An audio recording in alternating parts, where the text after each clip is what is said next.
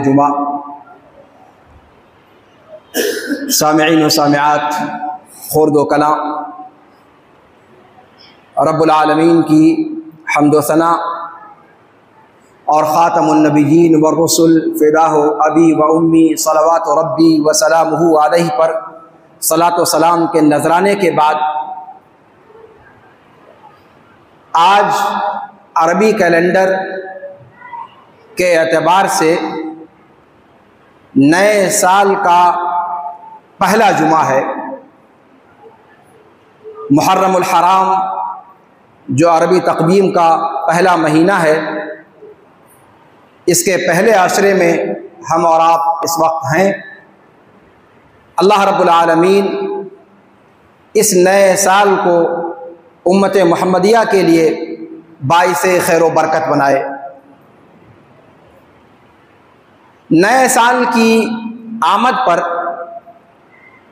शरई एतबार से किसी किस्म का कोई एहतमाम, किसी किस्म की कोई ख़ास इबादत, किसी किस्म की कोई ख़ास माली इबादत यानी सदका व खैरात, इस किस्म की किसी भी चीज़ का अल्लाह के रसूल सल्लल्लाहु अलैहि वसल्लम से सबूत नहीं मिलता है।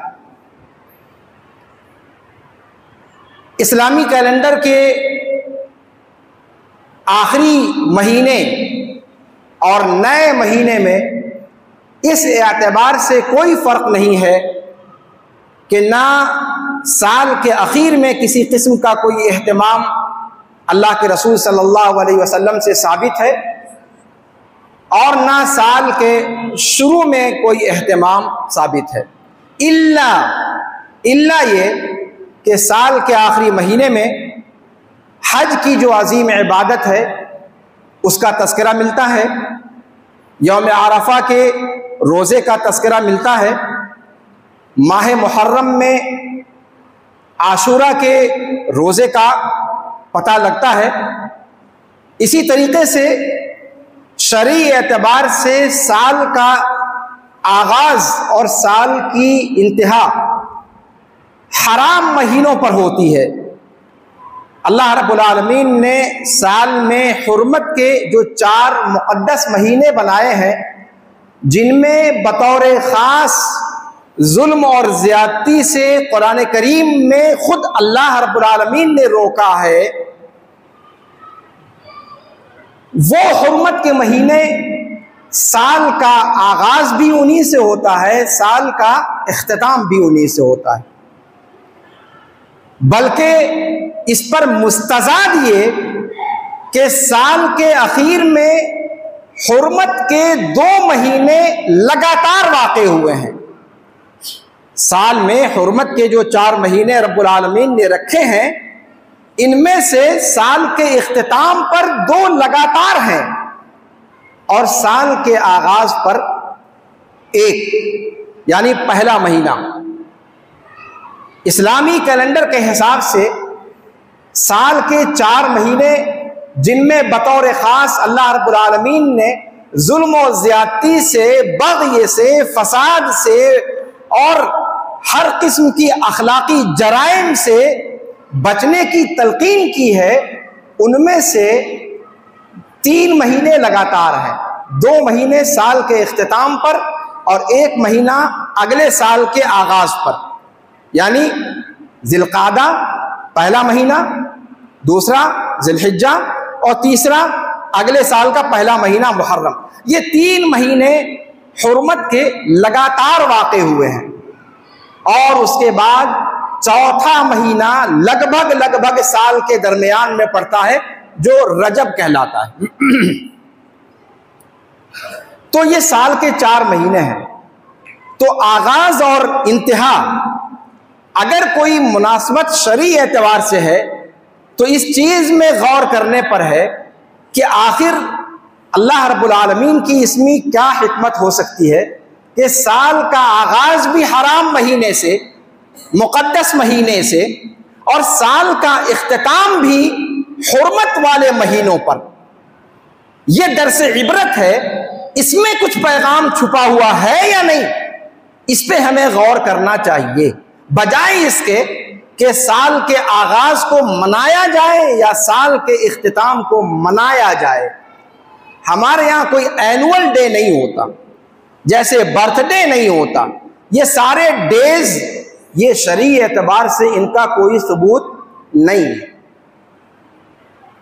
मुहक्किकीन और उलमाए किराम की तहरीरों को देखें तो अंदाजा होता है कि अल्लाह की हिकमत अल्लाह जानता है, मगर कहीं ना कहीं हुर्मत के महीने से साल का आगाज ये सारी खिलकत को ये पैगाम देता है कि नए साल का आगाज होने जा रहा है, संभल जाओ, संभल जाओ।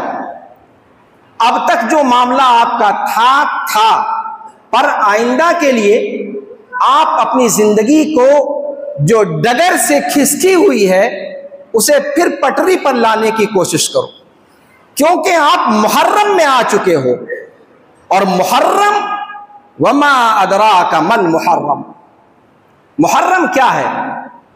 मुहर्रम का माना होता है, लफ्जी इसका माना ही होता है वो महीना जिसमें हराम करार दे दिया गया है। क्या चीज हराम करार दे दी गई है?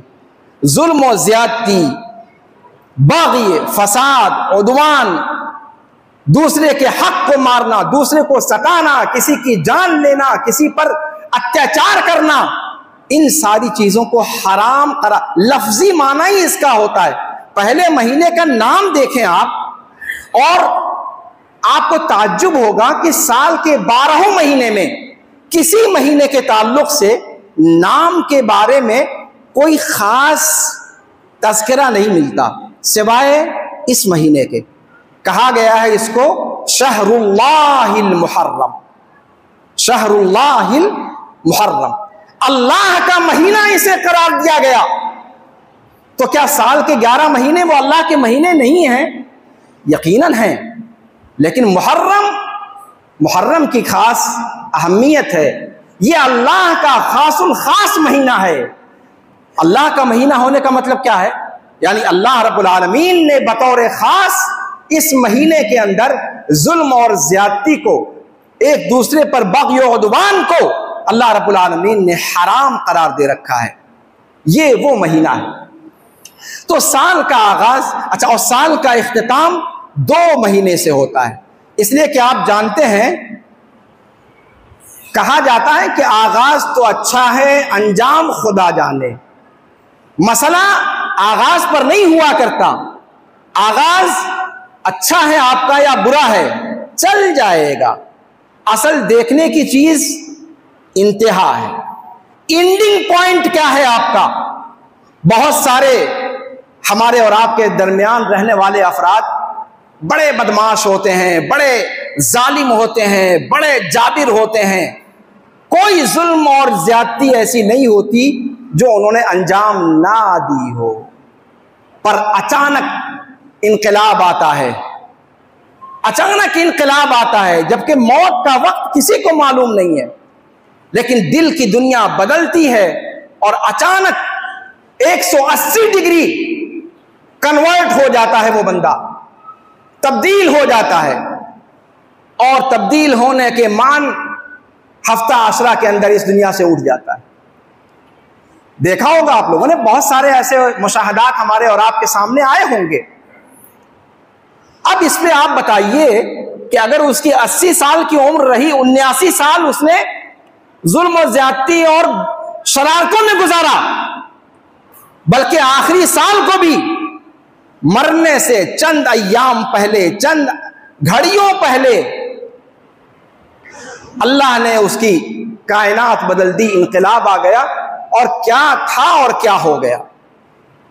तो असल एतबार अंजाम का है, आगाज का नहीं। आगाज बुरा हो उससे परेशान होने की जरूरत नहीं है, अंजाम बुरा ना होने पाए। तो आपको नहीं लगता कि साल का इख्तिताम दो हराम महीनों पर किया गया है, दो मुकद्दस महीनों पर किया गया है।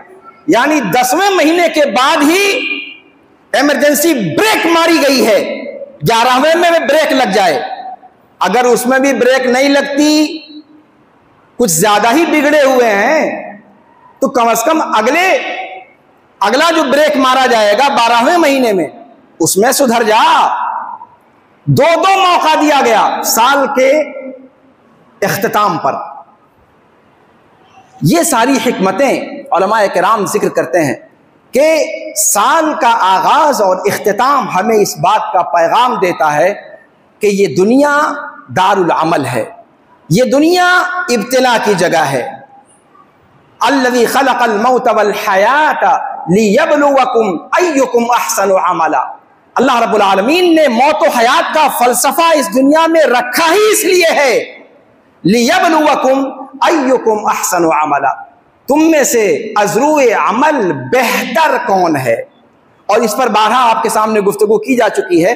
अल्लाह रब्बुल आलमीन चाहता तो ये भी कह सकता था, लियब्लुवकुम अय्युकुम अक्सर अमला, तुम में से कौन ज्यादा तादाद में नेक अमल करता है। लेकिन अल्लाह ताला ने यह नहीं कहा, इसलिए कि उसका एतबार कोई मतलब भी नहीं बनता था।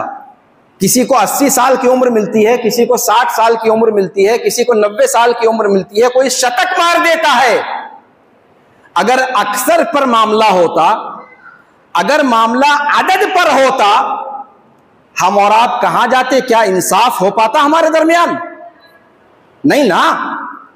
कोई जवानी में खिसक जाता है, और अल्लाह रब्बुल आलमीन जब मौका देता है तो मौके सबके पास बराबर होते हैं। चैलेंज तब उसमें बनता है, कहा लियब्लुवकुम अय्युकुम अहसनु अमला, अय्युकुम अहसनु अमला, तुम में से अज़रूए अमल बेहतर कौन है। अब बेहतर इसीलिए अल्लाह के रसूल सल्लल्लाहु अलैहि वसल्लम से जो साबित है कि उम्र में ज्यादती की दुआ मुतलक नहीं करनी चाहिए। उम्मुल मोमिनीन ने रज़ियल्लाहु अन्हा वारदाहा बिन्तुल फारूक, उन्होंने नहीं बिन्त अबी सुफियान, उन्होंने अल्लाह के रसूल सल्लल्लाहु अलैहि वसल्लम से के सामने दुआ की थी, ए अल्लाह मेरी, मेरे शौहर की और मेरे बाप भाई वगैरह की उम्र बढ़ा दे, लंबी उम्र दे। अल्लाह के रसूल सल्लल्लाहु अलैहि वसल्लम ने मना फरमाया कि लंबी उम्र की दुआ तुम्हारी किस माना में है, उसका तो कोई मतलब ही नहीं बनता है। अल्लाह रब्बुल आलमीन ने उम्रें मुतय्यन कर दी हैं, उसके अंदर न कोई इजाफा हो सकता है न कोई कमी हो सकती है।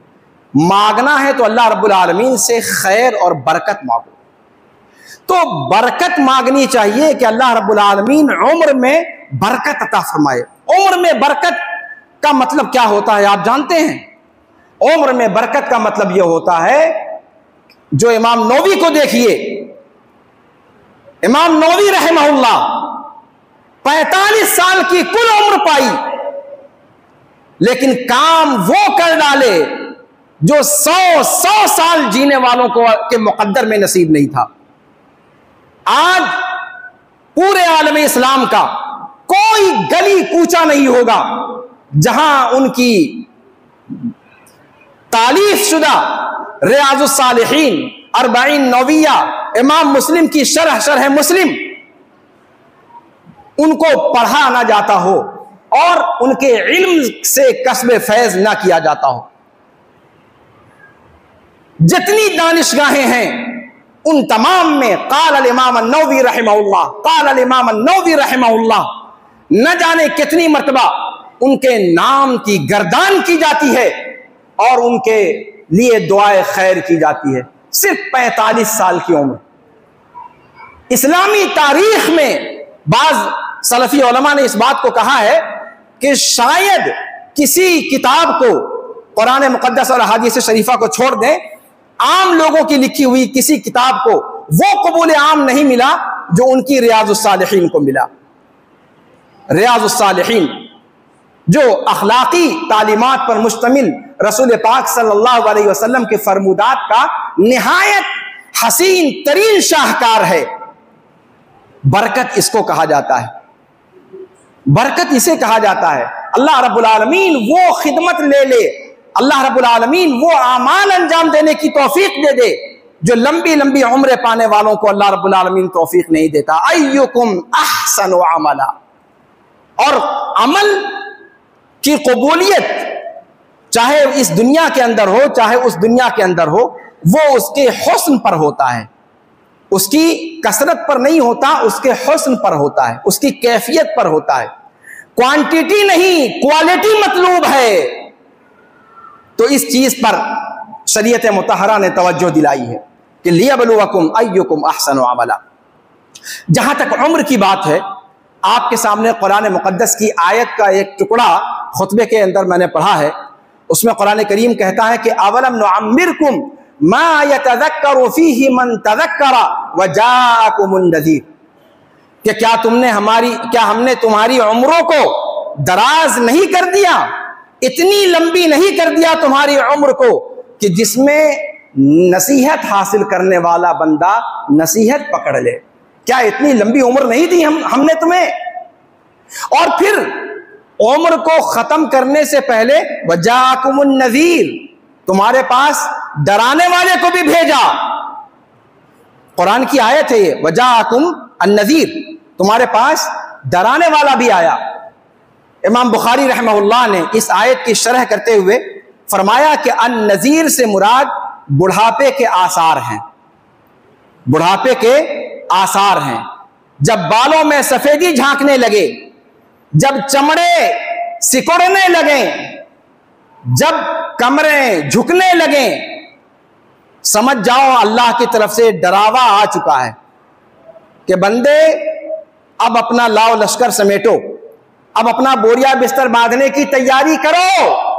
वजाअकुम अन-नज़ीर, डराने वाला अल्लाह की तरफ से आ गया। अल्लाह के रसूल सल्लल्लाहु अलैहि वसल्लम ने सही रिवायत में इस बात का जिक्र फरमाया है कि उम्मत मुहम्मदिया की उम्रें आमतौर पर 60 और 70 के दरमियान होंगी। ये इसका मतलब क्या हुआ कि जिस बंदे को 60 साल लग गए और 60 और 70 के लपेटे में आ गया, फिर अल्लाह रब्बुल आलमीन ने, एक दूसरी रिवायत के अंदर है कि अल्लाह रब्बुल आलमीन ने उस बंदे पर हुज्जत तमाम कर दी जिसको अल्लाह रब्बुल आलमीन ने 60 साल की उम्र अता फरमाई। कितनी उम्र? 60 साल। अब हम में से यहां जितने मौजूद लोग हैं उनमें से 60 से पार कितने हो चुके हैं? खास तौर पर, मतलब ये नसीहत तो सबके लिए होती है इसलिए कि मौत का वक्त मुतय्यन नहीं है, लेकिन उमूमी तौर पर यह समझा जाता है कि ज्यादा उम्र होने के बाद मौत आती है, बूढ़ा होने के बाद आदमी मरता है। हालांकि इस जमाने में कैसे अमवात हो रही हैं, और वक्त से पहले बच्चों की अमवात, नौजवानों की अमवात, सही सलामत लोगों की अमवात, बगैर किसी बीमारी के अमवात, ये सब नजीर हमारे सामने है। लेकिन अगर तबीई तौर पर ही उम्र को आप मेयार मानते हैं तो अल्लाह रब्बुल आलमीन के बारे में अल्लाह के रसूल सल्लल्लाहु अलैहि वसल्लम ने फरमाया कि अल्लाह रब्बुल आलमीन ने जिसकी उम्र 60 साल कर दी उस पर हुज्जत तमाम कर दी, उस पर हुज्जत तमाम कर दी। फिर वो ये कहने का मुंह नहीं रखता कि उसको अल्लाह रब्बुल आलमीन ने खातिर खाह मौका नहीं दिया संभलने का। अगर 60 साल की उम्र किसी की हो जाती है तो फिर अल्लाह रब्बुल आलमीन की तरफ से उस पर हुज्जत तमाम हो जाती है। और वैसे दूसरी रिवायत में अल्लाह के रसूल सल्लल्लाहु अलैहि वसल्लम ने क्या फरमाया कि मेरी उम्मत की औसत उम्र 60 और 70 के दरमियान है।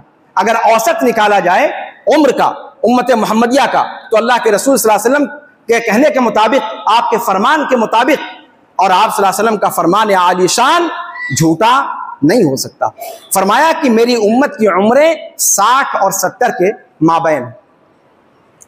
लेकिन होता क्या है कि हम और आप अगर अभी उससे कम उम्र है तो सोचते हैं कि अभी तो लंबी जिंदगी पड़ी है, संभल जाएंगे, अभी हट्टे कट्टे मुश्तंडे हैं, आज़ा और क़ुवाए जिस्मानी सलामत हैं, कर लो मस्ती जितनी करनी है।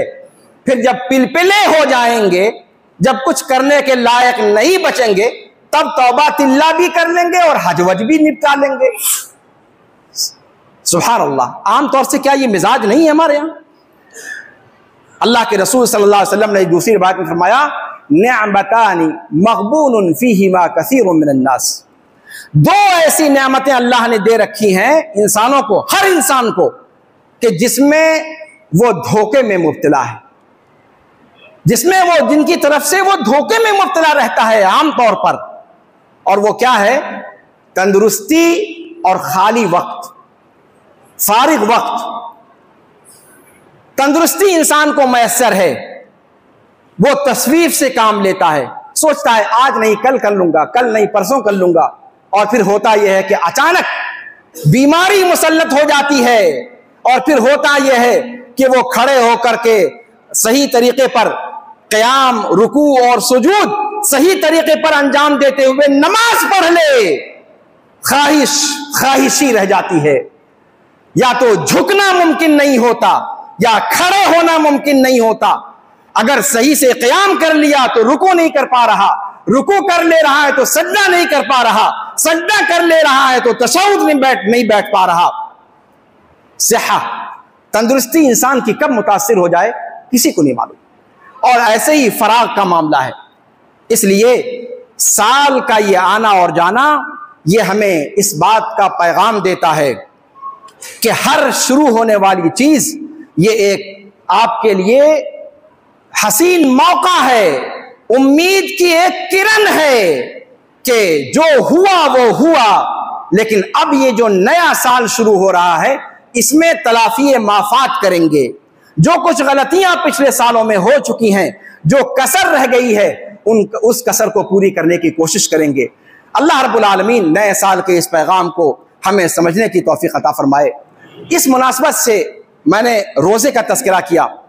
इस माह मुहर्रम के अंदर अल्लाह के रसूल सल्लल्लाहु अलैहि वसल्लम ने फरमाया है कि रमज़ानुल मुबारक के रोज़े के बाद साल के सबसे बेहतरीन और अफजल रोज़े मुहर्रम के रोज़े हैं, आशूरा का रोज़ा है। अल्लाह के रसूल सल्लल्लाहु अलैहि वसल्लम ने खुद आशूरा का रोज़ा रखा। तो सबसे अफजल अमल इस महीने के अंदर यह है कि हम सभी लोग 10 मुहर्रम के रोज़े का एहतमाम करें। और अल्लाह के रसूल सल्लल्लाहु अलैहि वसल्लम ने 10 मुहर्रम के रोज़े की हिकमत भी बताई कि क्यों आप सल्लल्लाहु अलैहि वसल्लम इस दिन का रोज़ा आपने रखना मशरू करार दिया है और रखते थे। कहा कि ये वो दिन है कि जिसमें अल्लाह रब्बुल आलमीन ने मूसा अलैहिस्सलातु वस्सलाम और उनकी कौम को नजात अता फरमाया और फिरऔन और उसकी कौम को गरकाब किया। इस शुक्राने में मूसा अलैहिस्सलातु वस्सलाम ने भी रोज़ा रखा और मैं भी उसी शुक्राने में इस दिन रोज़ा रख रहा हूँ। इसका मतलब यह है कि 10 मुहर्रम का रोज़ा ये खुशी का रोज़ा है। बहुत समझ करके इस बात को मैं कह रहा हूँ। 10 मुहर्रम का रोज़ा ये शुक्राने का रोज़ा है, ये किसी सोग का ऐलान नहीं, ये किसी सोग का, किसी मातम का इससे कोई लेना देना नहीं, ये शुक्राने का रोज़ा है। और अल्लाह के रसूल सल्लल्लाहु अलैहि वसल्लम की मुत्तफक अलैह रिवायत के अंदर इस दिन का रोज़ा मूसा की निजात और फिरऔन की गरकाबी के शुक्राने में रखा जाता है। इसलिए इस दिन को किसी और दिन की याद से जोड़कर ना देखा जाए, इस चीज की तमहीद जरूरी है। अल्लाह के रसूल सल्लल्लाहु अलैहि वसल्लम ने 10 का रोजा रखा, लेकिन ज्यादा मुकम्मल चीज ये है कि 9 तारीख का भी रोजा रखा जाए। अल्लाह के रसूल सल्लल्लाहु अलैहि वसल्लम ने फरमाया था कि अगर मैं अगले साल जिंदा रहा तो इसके साथ 9 मुहर्रम का भी रोजा रखूंगा। लेकिन आप सल्लल्लाहु अलैहि वसल्लम को फिर अगले साल तक का मौका नहीं मिला, आपका इंतकाल हो गया।